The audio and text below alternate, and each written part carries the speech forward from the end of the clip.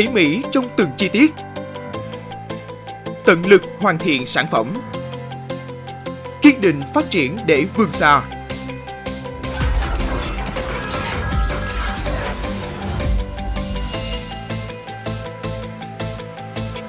Công ty trách nhiệm hữu hạn Máy thép Việt là thương hiệu hàng đầu với hơn 20 năm kinh nghiệm trong việc thiết kế, lắp đặt và chế tạo máy định hình kim loại. Được thành lập vào năm 2003 đến nay, công ty Máy thép Việt đã và đang tiếp tục phát triển, hoàn thiện hơn trong từng khâu sản xuất, đầu tư về kỹ thuật, mở rộng hợp tác kết nối với mục tiêu hội nhập bền vững ở thị trường trong nước lẫn quốc tế.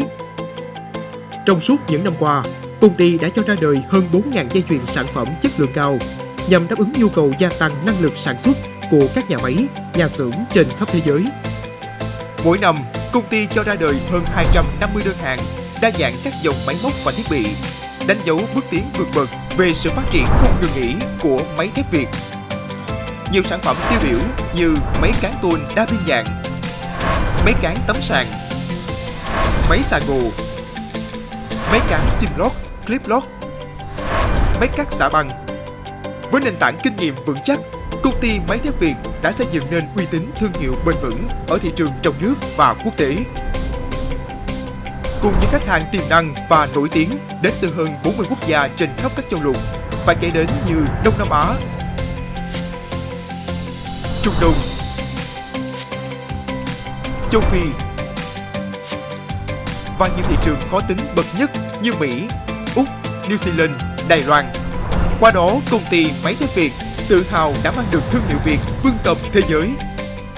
Trong tương lai, chúng tôi sẽ ngày càng hoàn thiện, phát huy và sáng tạo hơn nữa, kết hợp cùng những chiến lược phát triển đa chiều về nguồn nhân lực, cơ sở sản xuất với công nghệ hiện đại, tiên tiến để đáp ứng được những yêu cầu thị hiếu của đông đảo quý khách hàng. Công ty Máy thép Việt cam kết mang đến những giải pháp phù hợp với giá thành cạnh tranh nhất dành cho khách hàng đã tin tưởng lựa chọn. Công ty trách nhiệm hữu hạn Máy thép Việt, Your success is our success. Hotline 0903 948 868. Website www.vietsteel.com. Email vietsteel@vietsteel.com. Địa chỉ 86/6D Dương Công Khi, huyện Hóc Môn, thành phố Hồ Chí Minh.